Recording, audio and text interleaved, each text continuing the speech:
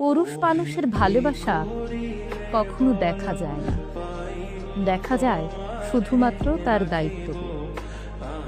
যে মানুষটা রোজ খেয়াল করে আপনার খোঁজ রাখে, আপনি খেয়েছেন কিনা, আপনার শরীর ভালো কিনা, এই প্রশ্নগুলো বারবার করে, সেই মানুষটার সবটা দূরে আপনি থেকে।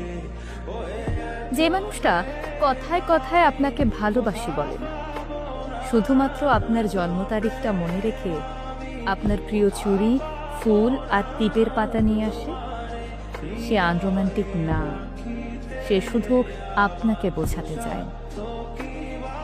আপনি সারাদিন অনলাইনে না থাকলে যে মানুষটা বাহানা করে আপনার কণ্ঠস্বর শুনতে চায়, অযথাই ফোন দিয়ে আপনাকে রাগিয়ে দেয়, সেই মানুষটা আপনাকে অবহেলা করে না, বরং আপনাকে প্রচণ্ড মিস করে।